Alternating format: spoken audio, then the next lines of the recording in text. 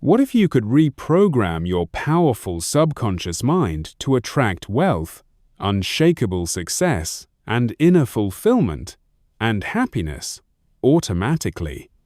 What if the real key to abundance in all areas of life isn't out there, but buried deep in your subconscious? Every word you're about to hear is designed to rewire your brain for the life you've always dreamed of. Watch this every day to brainwash yourself for success and abundance. This is not your typical motivational video. This is a wake-up call for those who are ready to break through their limits and step into the life they truly deserve. If you're searching for true wealth, lasting success, and deep inner happiness, then don't blink, don't miss a single second. Because near the end of this video lies timeless wisdom, success secrets that few have ever heard.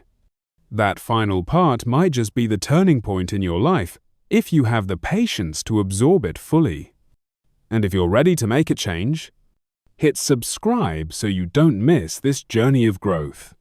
Comment, "I'm ready for success and happiness," to mark the beginning of your transformation. And watch until the very end, because the real value lies in what you haven't heard yet. We're not here to entertain. We're here to help you become the best version of yourself. Start right now. Your success won't wait. Every day your powerful subconscious mind is being shaped, not once a week, not once a month. And the question isn't whether you're being programmed. The question is it the voices online selling you fear? Is it the comments you've heard your whole life telling you you're not enough? Or is it intentionally, clearly, decisively writing your own mental code every single day by who you, this world, doesn't reward passivity, it rewards clarity. Those who rise aren't just lucky or talented, they're mentally aligned. They've trained their thoughts, chosen their inputs, protected their focus. They don't wait for belief to magically appear. They build it brick by brick, thought by thought, day after day. And if you're not doing the same, the world will do it for you, and not in your favor. You have a powerful subconscious mind. You have a will. You have the right and the responsibility to decide what story plays in your head every morning, because that story becomes your habits, your energy, your identity, and eventually your life. So this episode isn't just another video, it's a daily ritual, a practice, a powerful subconscious minder. That unshakable success and inner fulfillment and abundance in all areas of life aren't found, they're conditioned. Repetition isn't boring. It's powerful. When used with intention, it can rewire everything: your confidence, your standards, your actions, and your future. Every time you press play, you're choosing to wake up on your own terms. You're choosing to return to what matters, to speak into your powerful subconscious mind, a better reality than the one the world is trying to sell you. So listen closely, not once, not twice, but every day, until your powerful subconscious mind stops resisting and starts believing you truly are already brainwashed. The only question is by whom. You don't need to wonder if your powerful subconscious mind is being programmed it already. The question is who's doing the programming. Because whether you like it or not, your beliefs didn't just appear out of nowhere. They were fed to you by parents, teachers, media, social norms, failures, compliments, rejections, and over time, without noticing, those ideas became your inner script, your automatic thoughts, the quiet voice that shapes your confidence, your risks, your limits. But here's the truth that flips everything. Just because it's familiar doesn't mean it's yours. Most people live inside a mental script they didn't write. They think they're making choices, but really they're just running on old code that says, play it safe, don't speak up, you're too much, you're not enough. And the longer you run that script, the more it feels like truth, but it's not truth, it's conditioning. It's brainwashing. And if you don't take ownership of it, it will quietly define your whole life. This is where Stoicism hits hard. The Stoics taught that we must reclaim control over our thoughts, not through force, but through awareness. Marcus Aurelius wrote, "The soul becomes dyed with the color of its thoughts." What he meant is simple. You become what you allow to repeat in your powerful subconscious mind, and if you don't filter that repetition, you'll end up living someone else's narrative, not your own. So, what does reclaiming your powerful subconscious mind look like in real life? It starts with awareness. You catch the autopilot voices, the ones that whisper, "You'll never make it." Or, "Who do you think you truly are?" You pause, you question them, you realize, this didn't come from me, it came from somewhere else. And that realization is step one in breaking the spell. Next comes intention. You don't just remove the toxic thoughts, you replace them. You program something better, not fantasy, not empty affirmations, but conscious beliefs rooted in your vision, your standards, your truth. You say, "I fully am capable, I am building, I am willing to begin."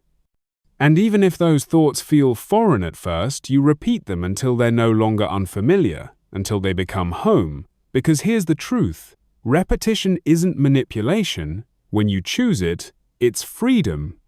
It's how you rewrite years of mental noise and replace it with clarity. You can't control the world, but you can control the narrative playing in your head. And that narrative, it becomes your identity. So if you're not writing it, who is your life, reflects your dominant thoughts. Your identity follows your beliefs, and those beliefs are just thoughts. You've rehearsed enough times that they started to feel real. So if you want a new reality, start with a new rehearsal, not once, not someday, daily, like brushing your teeth. Only this time it's your powerful subconscious mind you're cleaning. So ask yourself, who's been shaping the way I think and am? I okay with that? Because until you consciously reclaim your mental script, you're just living out someone else's design. But the moment you interrupt the pattern, the moment you start choosing the thoughts that serve your future, stop being a product of the world and start becoming the architect of your life. Repetition creates identity. Most people think identity is something you discover, but it's not. Identity is something you build thought by thought, choice by choice, word by word. And what lays the foundation of that identity isn't a single breakthrough or some grand transformation. It's repetition. What you rehearse in your powerful subconscious mind becomes what you deeply believe. And what you deeply believe becomes how you act. And how you act becomes who you truly are. Your brain is a pattern recognition machine. It doesn't care if what you repeat is true or false. It only cares that you repeat it often enough. Say, "I'm not good enough" 1,000 times. Your brain won't argue. It will deeply believe you say, "I'm building something powerful" again and again with clarity and emotion. The same brain will begin to reshape your internal world to match that command. And the beautiful and terrifying truth is this: your identity is being programmed by what you allow to repeat. The Stoics understood this long before we had the science to explain it. Epictetus said, "You become what you give your attention to." It's not a metaphor. It's a neurological law. What you focus on, you reinforce. What you repeat, you strengthen. And if you're not intentionally choosing those repetitions, then someone else, your past, your fears, the media, your environment, is doing it for you. Let's take an example. Imagine someone who wakes up every day and tells themselves, "I'm lazy, I always mess things up, I'm stuck." That's not just self-talk, that's programming. Over time. Their behavior starts to reflect those messages. They procrastinate, they avoid risk, they self-sabotage, not because it's who they really are, but because their powerful subconscious mind has learned to expect that version of themselves. Now imagine someone who wakes up and repeats, I fully am disciplined, I'm learning, I move forward.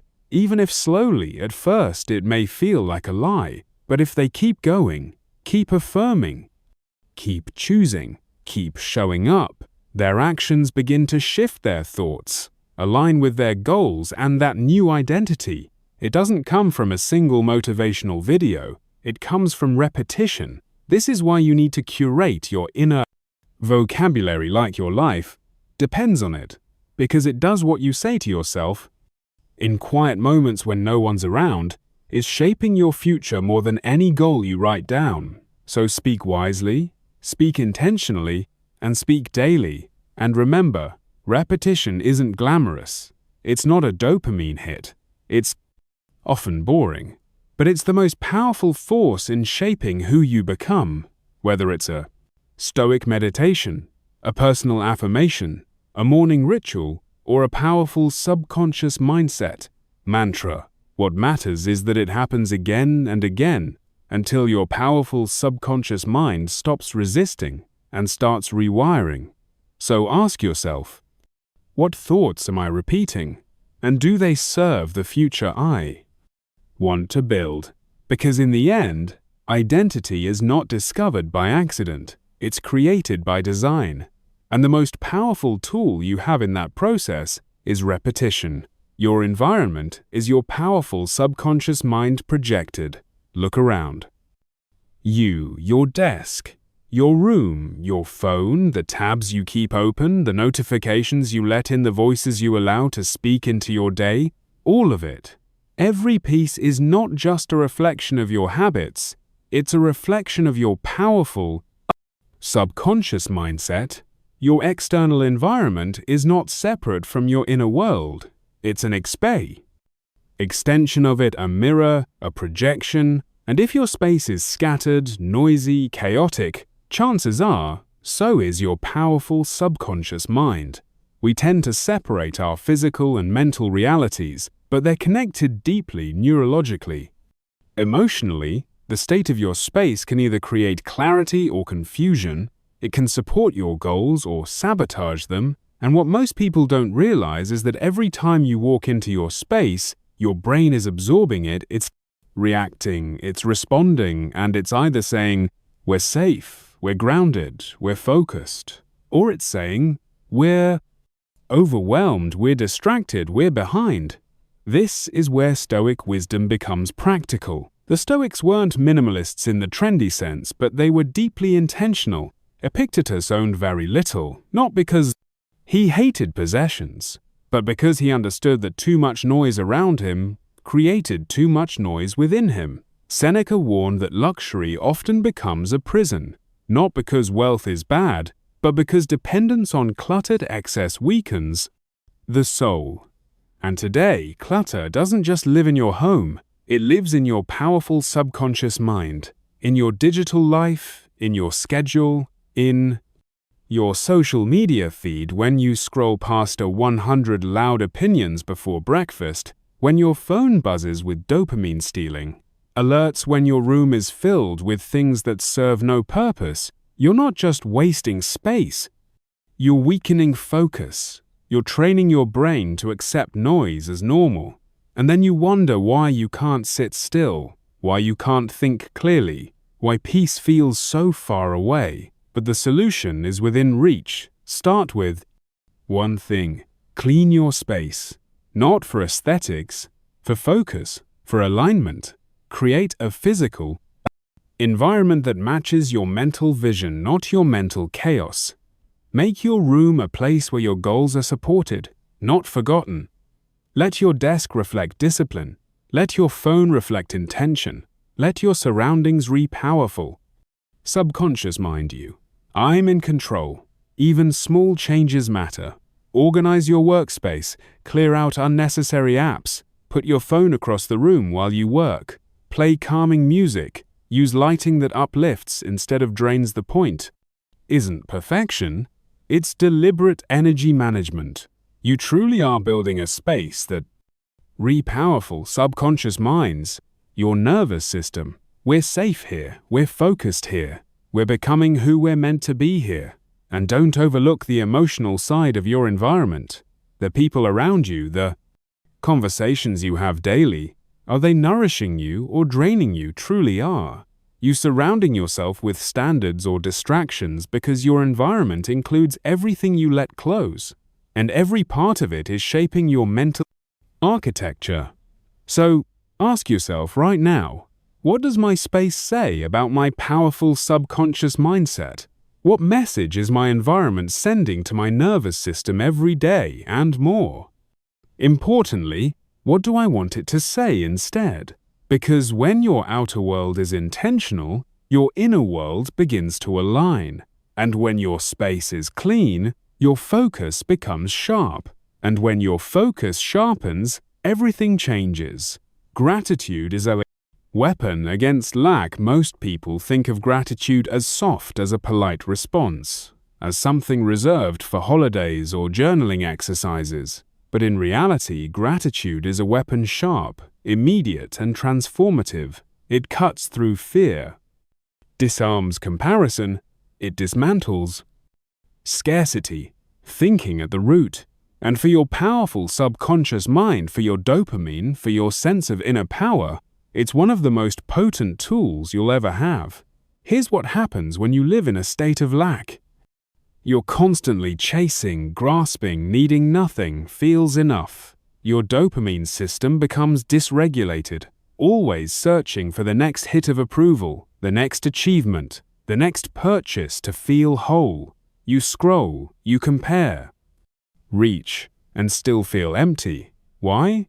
Because lack isn't just about money or status, it's a mental setting, one that whispers, you don't have enough, you're not enough, you'll never be enough. That voice, if left unchecked, becomes your identity. But gratitude rewires that setting. When you practice real gratitude, not forced positivity, not fake smiles, but deliberate attention to what's already here, something profound shifts. Your nervous system settles, your dopamine levels rebalance. You stop looking outward for validation and start seeing how much strength you already hold. You don't become complacent, you become clear. Gratitude doesn't kill ambition, it grounds it. It powerful subconscious minds you. You truly are already living inside blessings. You once begged for. The Stoics knew this well. Seneca wrote, "No man is poor who has enough, and enough is what meets the needs of the hoperice." Wise. Gratitude was not optional. It was armor, a tool to guard the powerful subconscious mind from envy, from despair, from the endless hunger that makes peace impossible. They practiced negative visualization, imagining life without the things they had, not to scare themselves, but to awaken appreciation to powerful subconscious mind themselves, that what they already had was fragile, fleeting, and therefore priceless. Let's get practical. You want to train your powerful subconscious mind for abundance in all areas of life. Start noticing right now the breath you didn't earn, the food in your kitchen, the fact that you can hear these words, the relationships that hold you, the books you've read, the strength you've gained through pain. None of it is small. Your powerful subconscious mind might say, "That's not enough," but your soul knows better. And when you practice returning to gratitude, even in difficult seasons, you start seeing the abundance in all areas of life. Within the difficulty, that's a mental superpower you want to raise your baseline mood. Don't wait for a big event. Start a gratitude ritual, morning or night, 5 minutes. Write down 3 things. Not vague, not generic. Be specific. I'm grateful for the silence before sunrise, for the fact that I didn't give up this week, for the smile from that stranger today. And don't just write them, feel them.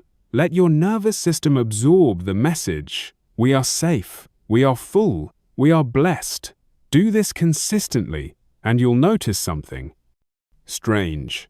Your hunger for external validation softens, your anxiety loses its grip, and your goals become cleaner, not about proving something, but about expressing something. So ask yourself, what am I grateful for? That I've been overlooking what beauty exists in my life, that I've stopped noticing, and most importantly, what would abundance in all areas of life feel like if I deeply believed I already had it?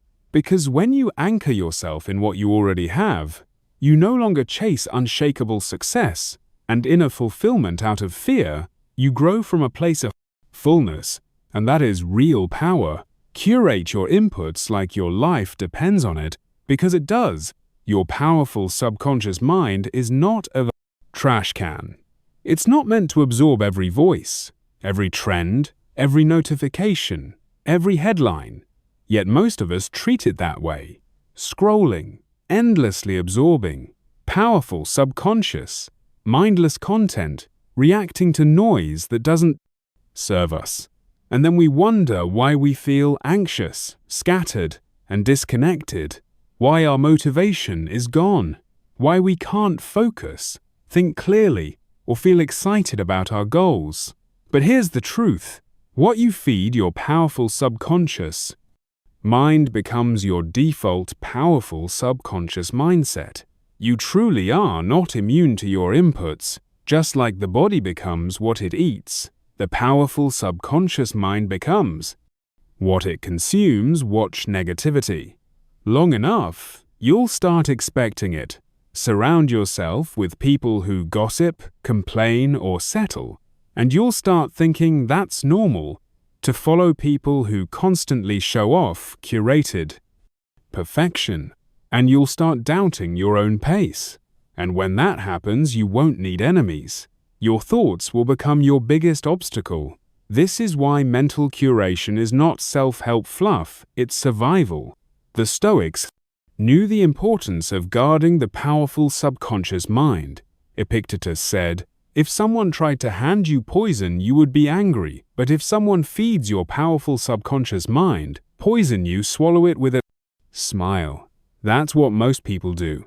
Every day they open the door to every thought, every piece of content, every low vibration, opinion, and wonder why their powerful subconscious mind feels heavy.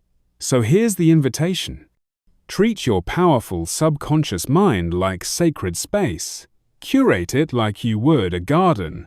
Pull the weeds. Choose carefully what you allow and ask yourself, does this elevate me or does it drain me?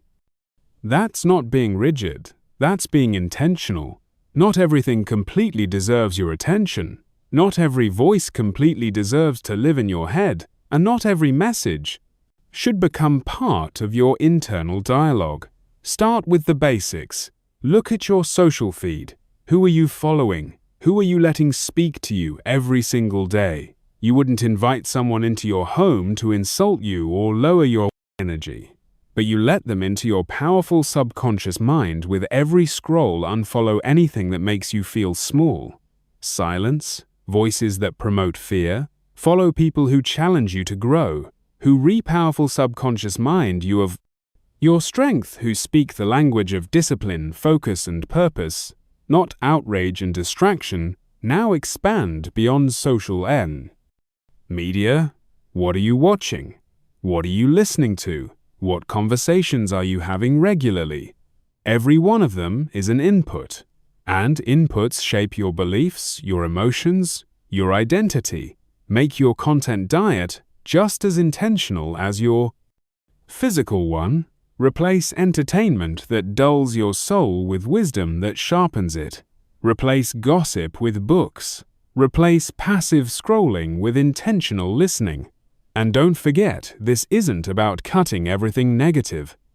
It's about building a resilient, powerful subconscious mind, one that can handle life without being hijacked by every stimulus. You train that powerful subconscious mind by controlling what it's exposed to when you can, by feeding it the right thoughts on purpose, because the world will bombard you with noise, but only you can decide what becomes your truth. So ask yourself right now, if someone studied my inputs, the content I consume, the people I listen to, the voices I trust, What would they conclude about my future? Because the inputs you tolerate today shape the identity you'll live tomorrow. You want a better life. Start by protecting the gate to your powerful subconscious mind. Your peace, your focus, your ambition, they depend on it. Discipline is devotion, not punishment. Discipline has been misunderstood for too long. People hear the word and think of restriction, self-denial, suffering, like it's some harsh system built to squeeze the joy out of life. But that's not discipline, that's control, without purpose. Real discipline, the kind that transforms lives, rewires identity, and builds inner strength, isn't about punishment. It's about devotion. It's the quiet, sacred choice to honor your future self over your current impulse every time you choose discipline. You're not saying no to life. You're saying yes to a version of you that's stronger, clearer, freer. You're saying, I'm willing to trade temporary ease for long-term peace. That's not suffering. That's wisdom. That's spiritual alignment. Because discipline, when it's anchored in purpose, becomes the highest form of self-respect. The Stoics saw this clearly. They weren't cold or robotic. They were grounded. They practiced control over their desires, not because desire is evil, but because they knew where unexamined desire leads, addiction, confusion, weakness. Marcus Aurelius wrote, "Just that you do the right thing, the rest doesn't matter." That's the essence of discipline, not doing what feels good, doing what is right, trusting that in doing so your emotions will eventually follow your action. Let's take an example. Waking up early on the surface, it feels like discipline, the alarm, the cold floor, the resistance. But if you look deeper, it's devotion. It's saying the version of me who wakes up early is clearer, more focused, less reactive. I respect that. The version of me enough to get uncomfortable. Now the same applies to workouts, healthy eating, saving money, building something when no one's watching. These aren't chores, they're declarations of love for your future. And what does this have to do with dopamine? Everything, because discipline creates structure, and structure reduces chaos.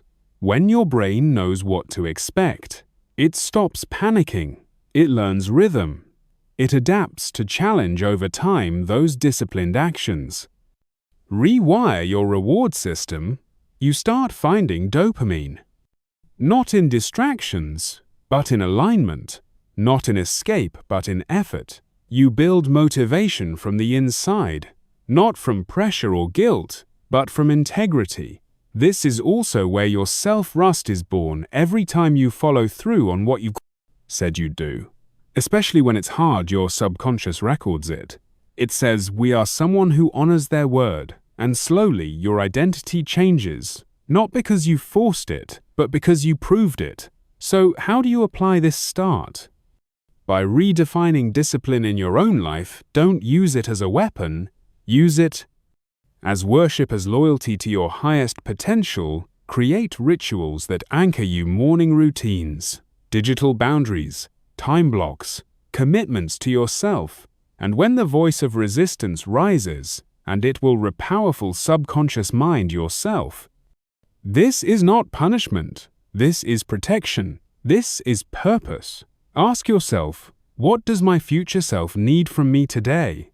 Not what feels easiest, not what pleases others. What does the strongest, clearest, most focused version of me need then do? That not because it's easy, but because it's sacred, because discipline isn't a prison. It's a path. And the more you walk it, the more free you become. Speak your becoming into existence. Every word you speak is a seed spoken out loud or whispered in your powerful subconscious mind. Your words don't just describe your life, they design it. Language is not neutral, it's formative. It shapes your beliefs, directs your focus, builds your identity. What you say repeatedly, emotionally, and consistently becomes the script your nervous system memorizes as truth. And over time, you will start to live that truth, whether it serves you or destroys you. That's why affirmations aren't fluff, they're not cheesy slogans or empty optimism, they're blueprints instructions. For the powerful subconscious mind anchors for your future self, and when spoken with clarity and consistency, they activate dopamine, rewire self-perception, and teach the brain to expect what it once feared, because the subconscious doesn't respond to logic, it responds to repetition, emotion, and tone. Say, "I'm worthless enough times." It will deeply believe you say, "I'm becoming stronger every day." Even when you don't feel it, it will start to build that path beneath your feet. The Stoics understood this power even if they didn't use modern terms for it. Marcus Aurelius spoke to himself constantly through his meditations, writing not for an audience, but to realign his powerful subconscious mind. He told himself, "You have power over your powerful subconscious mind, not outside events." Why? Because he knew he had to re-powerful subconscious mind himself of the truth again and again to stay anchored. That's what affirmations are not. Wishful thinking mental training. But here's the mistake most people make. They wait to feel confident before they speak confidently. They wait to deeply believe in themselves before they say, "I fully am capable." But it doesn't work that way. You don't speak affirmations because you already deeply believe them. You speak them until you deeply believe them, until the repetition breaks through the old program and plants a new one, until the nervous system stops flinching and starts listening. And these affirmations don't have to be grand. They just need to be true enough to hold. I'm learning. I'm showing up. I'm becoming. I am not my past. These aren't lies.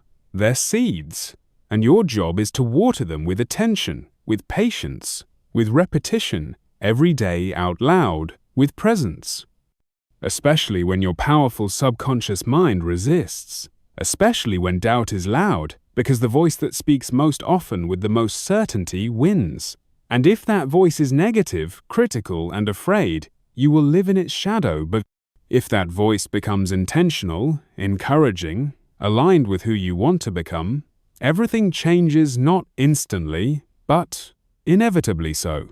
Here's your invitation. Choose your words. Don't let them spill out unconsciously. Curate your inner language like you're building a new home inside your powerful subconscious mind. Speak with clarity. Speak with conviction, even if your voice trembles, especially. Then ask yourself, what does the future version of me sound like? What do they say to themselves every morning? What do they say when things go wrong? When no one deeply believes? When fear creeps in, then start speaking. That's the way now, because the gap between who you truly are and who you want to be is not just action, it's language. And the voice you speak with today becomes the life you live tomorrow. Detach from thoughts. Not all of them are yours.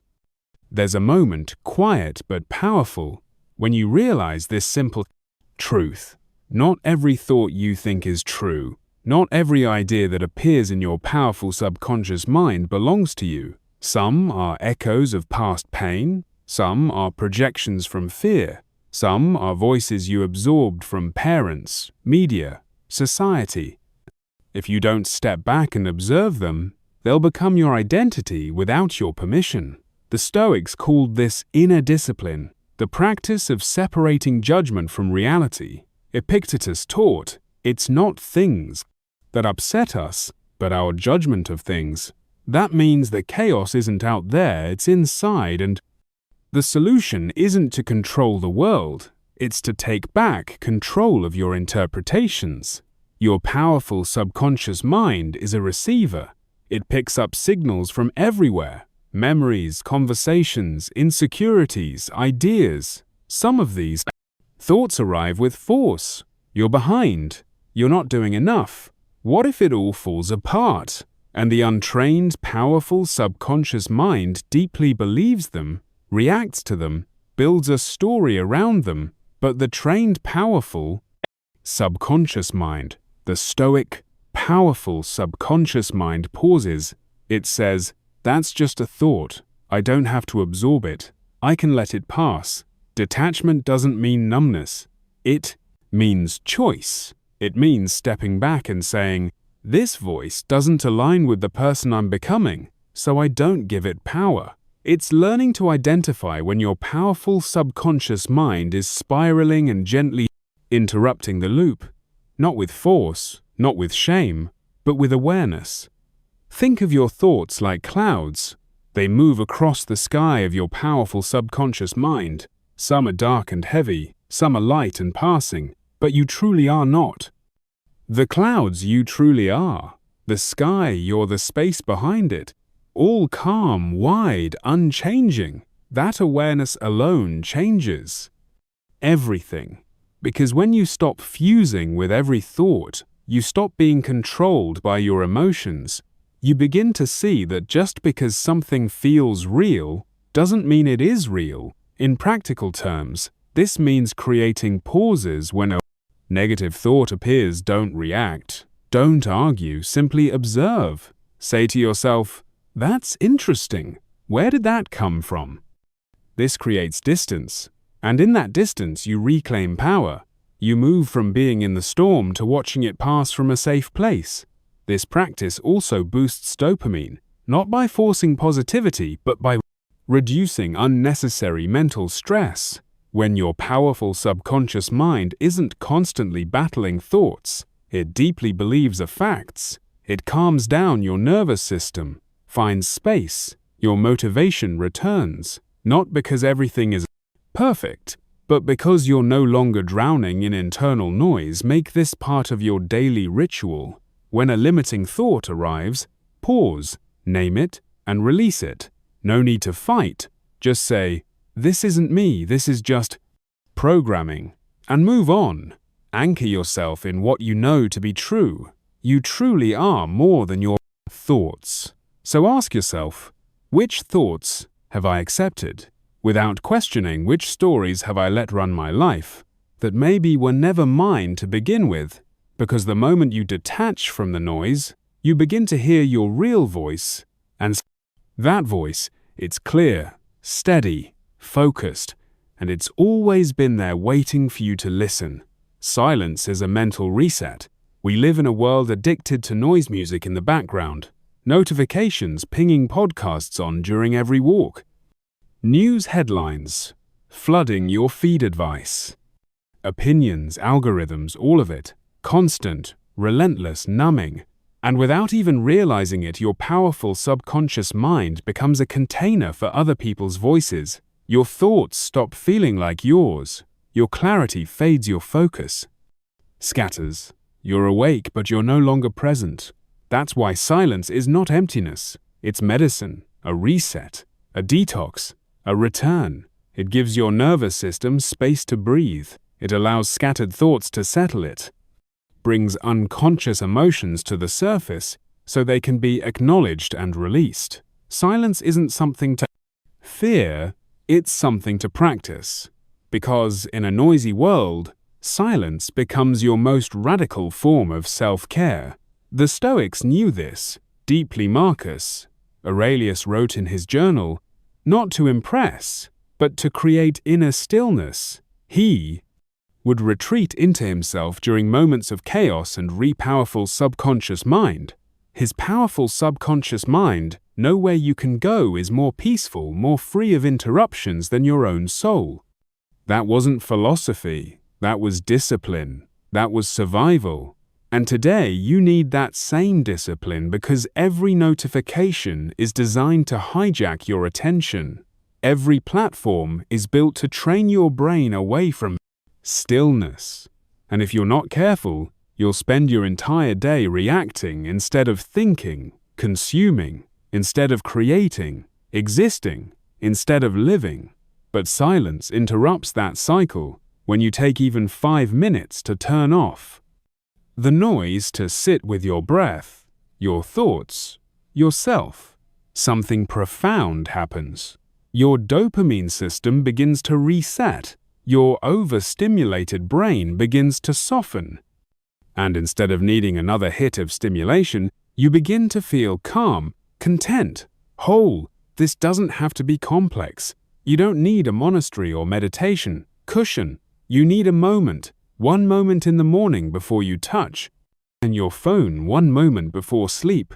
When you sit in the dark and listen to your own powerful subconscious mind, one walk without headphones, one meal without a screen, these moments seem small, but they carry weight, they carry presence, and presence is where peace lives.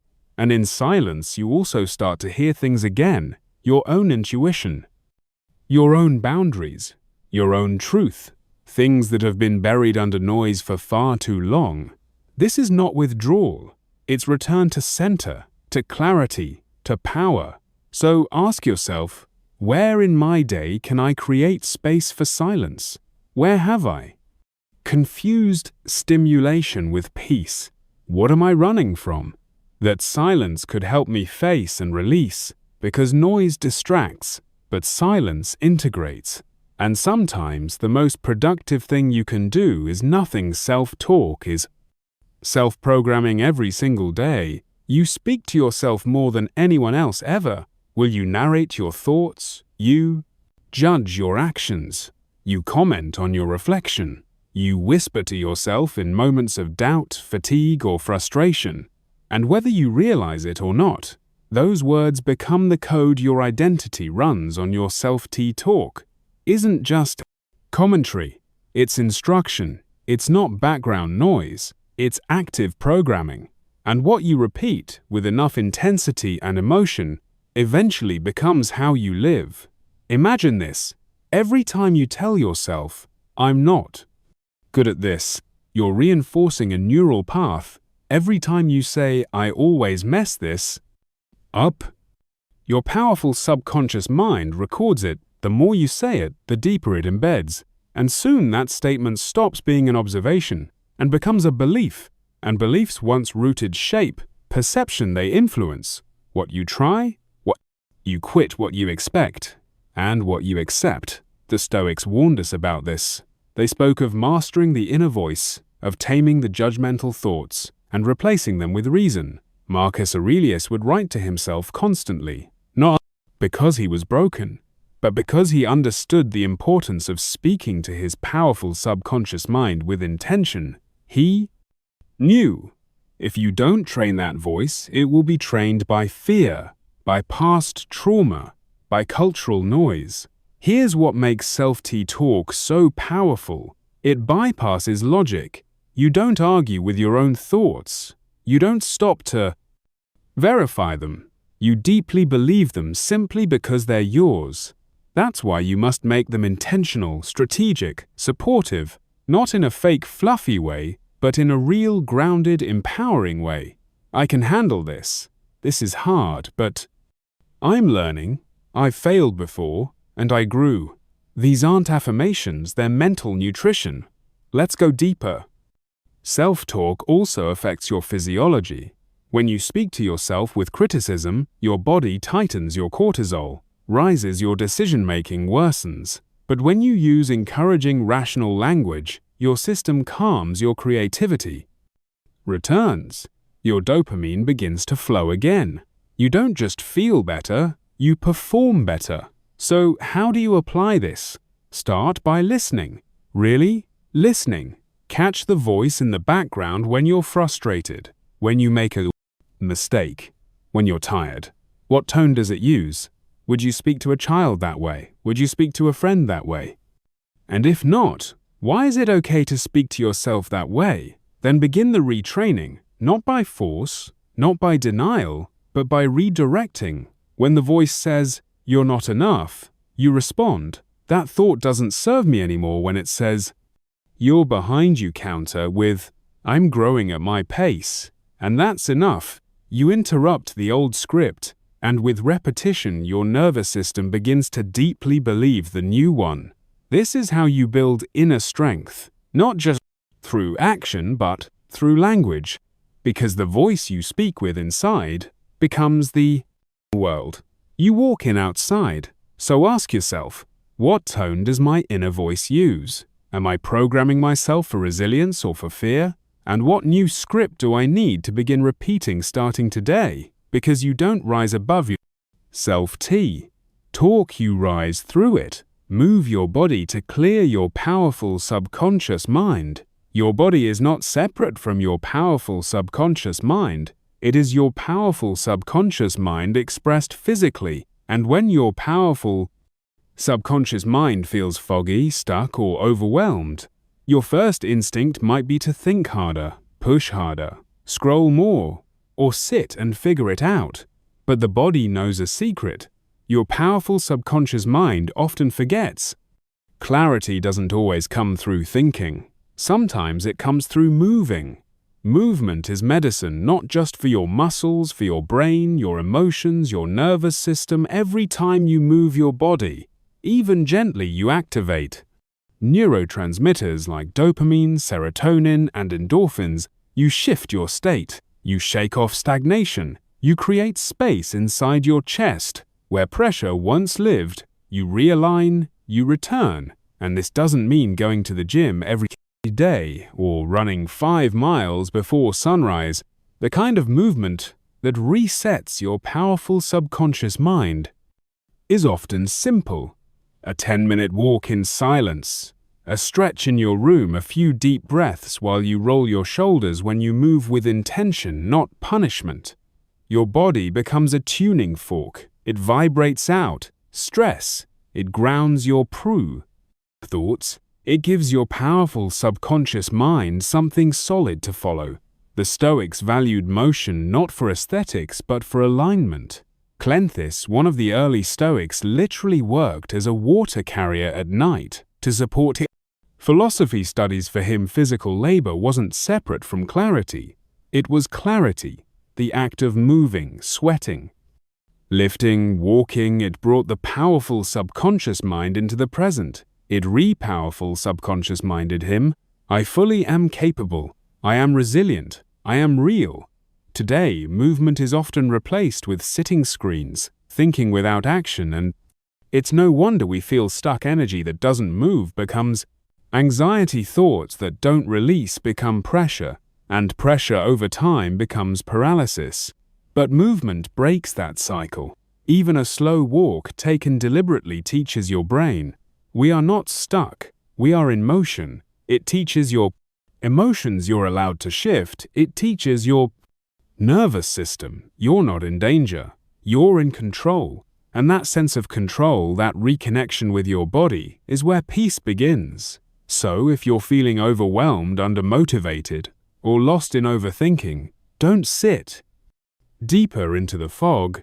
Stand up, move, shake it off, stretch your spine, walk, slowly breathe deeply. Let motion replace rumination. Let your body become the powerful subconscious minder that you truly are. Still here, still able, still grounded. You don't need a plan. You don't need perfection. You just need to start, because stagnation breeds chaos, but motion realigns powerful subconscious mind and spirit. Ask yourself, when was the last time I moved, not to burn calories but to clear my head? What kind of movement does my body crave today? What would shift in my powerful subconscious mind if I simply let my body lead? Because clarity is not always found in silence. Sometimes it's found in motion. Walk, stretch, breathe, reboot. Identity is a practice, not a discovery. Most people spend their lives waiting to find themselves. Travel, they read, they chase experiences, they take personality tests and dig into the blank past, hoping that somewhere along the way, their true identity will simply reveal itself like some hidden artifact buried beneath the noise. But what if that entire approach is backwards? What if identity isn't something you find, but something you practice? Who you truly are isn't discovered in a single moment. It's sculpted by the thoughts you repeat, the habits you choose, the standards you uphold when no one's watching. It's built day by day, action by action, decision by decision. Your identity is not fixed, it's fluid, and every small choice you make is either reinforcing who you've been or who you're becoming. The Stoics knew this long before modern psychology. They didn't speak of identity in abstract terms. They spoke of virtue practice, daily courage, wisdom, discipline, justice not as labels but as acts. Marcus Aurelius didn't write, "I'm a strong man." He wrote about doing what was strong. He didn't say, "I'm wise." He asked himself, was that the rational response? Because he understood identity isn't a description, it's a behavior repeated until it becomes real. And this changes everything. It means you're not trapped by your past. You're not stuck with the labels others gave. You don't have to wait until you feel ready to become a new version of yourself. You just have to start practicing what that version of you would do right now. Speak how they would speak, walk how they would walk, decide like they would decide, not to fake it, but to train your system into alignment with who you want to be. This is also why dopamine matters. Every time you follow through on one of those aligned actions, every time you practice, instead of just daydream, your brain rewards you. It says, yes, more of this. And suddenly your nervous system starts to expect progress. Confidence begins to feel normal. Motivation returns, not because you had a breakthrough, but because you kept showing up with intention. Let's say you want to be someone who's disciplined. Don't wait to feel like a disciplined person. Just do one small thing that a disciplined person would do today, then do it again tomorrow soon. It won't feel like effort. It will feel like you. That's how identity shifts, not through insight alone, but through consistent embodiment. So if you're waiting to feel ready, to feel confident, to feel like yourself again, stop waiting. Decide not who you've been, not who others expect you to be, but who you're becoming. Then practice that not once, daily, like a ritual, like a code, like a devotion. Because identity isn't something you find, it's something you build, and with every repeated act of alignment, you carve it deeper until a world no longer needs to deeply believe it because you already do. You don't need permission to change the script. Stop waiting. Stop waiting for approval, for signs, for the right moment, the perfect, powerful subconscious mindset, or someone to tell you, yes, now you're allowed to change. That moment is not coming, and it doesn't have to, because the most powerful truth is this: you don't need permission to rewrite your life. You don't need to ask anyone to become who you are meant to be. You just need to decide. Too many people live on pause, not because they lack potential, but because they've internalized someone else's doubt. Somewhere along the way, they were made to feel like change requires explanation, like growth has to be justified, like rising will upset the balance, make others uncomfortable, or attract criticism. And they're right, it might, but what's the cost of staying small, of playing roles that no longer fit, of living a story that drains you just because it's familiar? The Stoics would challenge that. They deeply believed in agency, not someday, not when the stars align. Now Epictetus said, if you want to be noble, act nobly. He didn't say to wait, he didn't say to ask, he said act. Because action precedes identity, courage comes before confidence, and change, real lasting change, doesn't begin with external validation, it begins with inner authority. Think of your powerful subconscious mind like a script. Every belief, every pattern, every excuse, it's been written over time by repetition. But just because it's been written doesn't mean it's final. You truly are the author. You can edit, you can delete, you can start a new paragraph, even a new chapter, whenever you decide, not because you feel ready, but because you're done waiting. This is the difference between people who transform and people who stay stuck. One group waits for confidence. The other starts with courage. And courage, unlike confidence, doesn't need to feel certain. It just needs to move shaky, uncertain, imperfect, but moving. That's how you rewrite the script. Not all at once, but line by line. You stop saying, I've always been this way, and start saying, I'm becoming someone new. You stop asking, what will they think? and start asking, what will I become if I stay the same? So ask yourself now, whose permission have I been waiting for? What change have I delayed? Because I feared rejection, failure, or misunderstanding? And more importantly, what would happen if I gave myself full permission today to change the narrative? Because the pen is already in your hand, and the story doesn't end until you decide it does. Your powerful subconscious mind is not your enemy. It's your most powerful tool, your internal operating system, your unseen an engine, but like any system, it runs on code. And that code is built from repetition, from the words you speak, the habits you choose, the silence you allow, the movement you make, the people you keep close. Every one of them leaves an imprint. Over time, those imprints become identity. You're already being programmed. The question is, are you the one writing the code?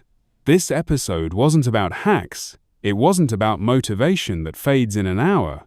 It was about mastery. Real. Rewiring, a daily practice of reclaiming your mental space, your emotional clarity, your inner script, because unshakable success and inner fulfillment isn't just about effort and abundance. In all areas of life, isn't just about money. Both are the result of a well-trained, powerful subconscious mind.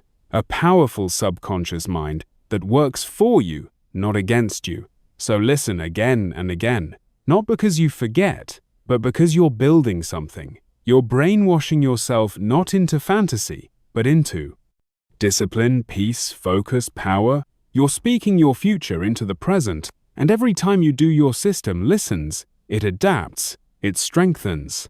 That's how the change becomes real. Not overnight, but over and over. You don't need to discover some hidden version of yourself. You need to practice becoming the one you already are beneath the noise.